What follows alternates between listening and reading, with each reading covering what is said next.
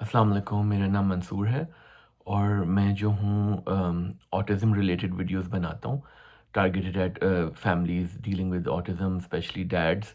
काफ़ी वीडियोस जो हैं वो मदर्स के ऊपर फोकस करती हैं, तो ये वीडियोस में स्पेसिफिकली डैड्स की भी बहुत रिलेटेड होता है, eight the same time families के साथ भी ना।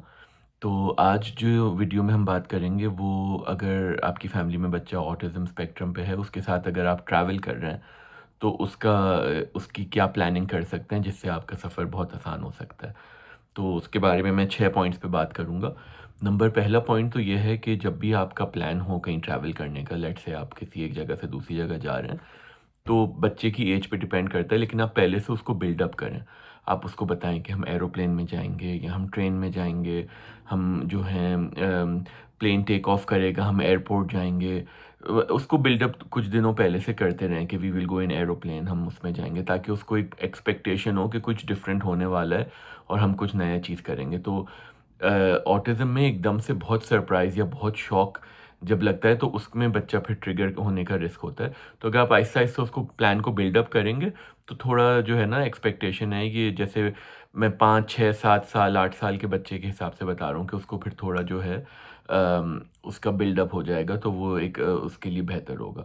सेकंड चीज़ ये है कि अगर आप फ्लाइट पे जा रहे हैं, अक्सर ये होता है कि वो कहते हैं 3 घंटे आप पहले आ जाएँ। तो एक एक्सपीरियंस ये था कि हम लोग एक जगह ट्रैवल कर रहे थे, हम 3 घंटे पहले एयरपोर्ट पहुँच गए, फ़ौरन सिक्योरिटी क्लीयरेंस भी हो गई।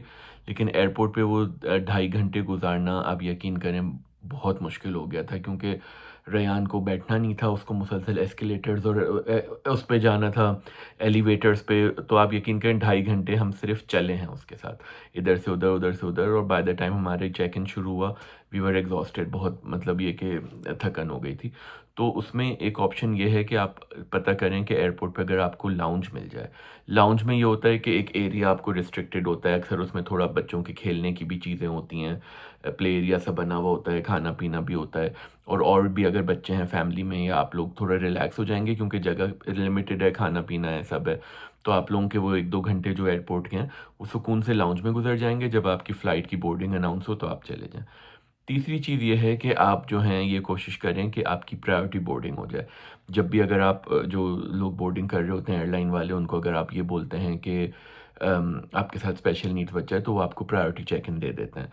कुछ एयरलाइंस में तो ख़ास एक आपको कार्ड या कोई बैज भी देते हैं, जिसमें जो है आपको थ्रू आउट द फ्लाइट वो लोग आपका ख़्याल रखते हैं। कुछ में होता है, कुछ में नहीं होता, लेकिन एटलीस्ट अगर आप उनको पहले से बता दें, तो उसमें आपको वो लोग जो है हेल्प करेंगे और आपको फ़ौरन बोर्डिंग हो जाएगा, आपको लंबी लाइनों में नहीं लगना पड़ेगा। फ़ौरन आपका जब बोर्डिंग शुरू हुआ, आपने अपने उनको ये बताया, पासपोर्ट्स दिखाए, और आपने जो है प्लेन बोर्ड कर लिया। ये बड़ा इम्पोर्टेंट है। चौथा पॉइंट ये है कि सीटिंग अरेंजमेंट, अब जहाज़ के अंदर जो है कौन किस तरह से बैठा है। तो जैसे हम फैमिली ऑफ 4 हैं, मेरा छोटा बेटा स्पेक्ट्रम पे है, तो हम लोग इस तरह से सीट्स लेते हैं कि सबसे कोने वाली में मेरा बड़ा बेटा बैठता है, मिडल में रेयान बैठते हैं, और आइल सीट में मेरी वाइफ़ बैठती हैं, और अक्रॉस द आइल मैं बैठता हूँ, ताकि हम एक लाइन में भी बैठें, सब क्लोज़ भी हों, ताकि अगर वाइफ़ को हेल्प चाहिए हो, मुझे हेल्प चाहिए हो, किसी को वॉशरूम जाना हो, तो हम लोग साथ भी हों।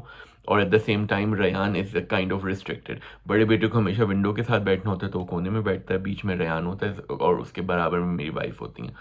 तो वो बड़ा इम्पोर्टेंट है कि सीटिंग अरेंजमेंट ऐसा हो, क्योंकि अगर कोई कहीं बैठा है, कोई कहीं बैठा है, तो एक तो बराबर वाले पैसेंजर्स भी डिस्टर्ब हो सकते हैं अगर आपकी उस रो में और कोई बैठे हुए हैं, क्योंकि ज़ाहिर है विद ऑटिज़्म यू नो कि वो बच्चे जो हैं एक्टिव बहुत होते हैं, उन्हें मुसलसल कोई ना कोई एंगेजमेंट चाहिए होता है।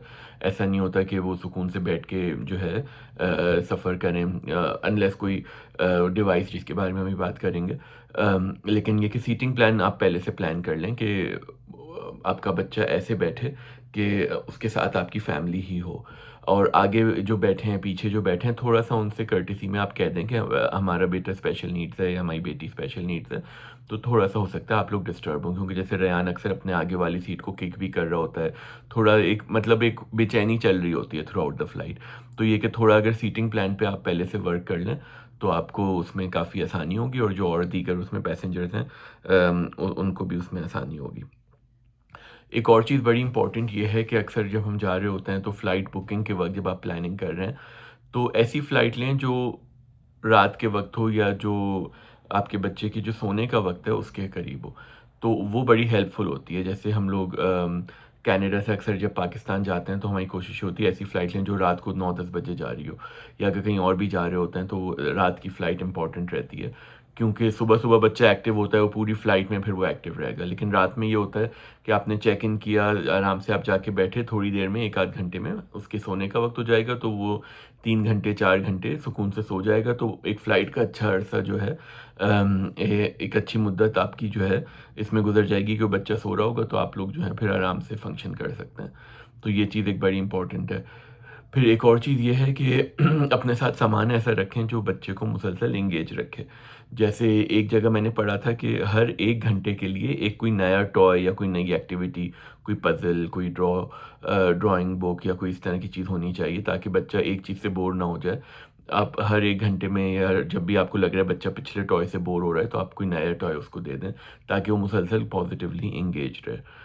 तो ये कुछ चीज़ें थीं जो हमें मतलब हेल्प करी। Again it's always a surprise कि उस दिन पर्टिकुलर वो फ्लाइट कितनी फुल है, कितना लंबा टाइम लगता है, कोई कहीं डिले होता है या नहीं। काफ़ी इसमें फैक्टर्स हैं। इट्स नॉट ईज़ी ट्रैवल करना, लेकिन अगर ये कुछ चीज़ें हम उसमें प्लान कर लें थोड़ी बहुत अकॉर्डिंगली, तो चीज़ें काफ़ी जो हैं बेहतर हो सकती हैं। एंड ऑल द बेस्ट आप सब लोगों को। फिर अंटिल द नेक्स्ट वीडियो, अल्लाह हाफ़िज़।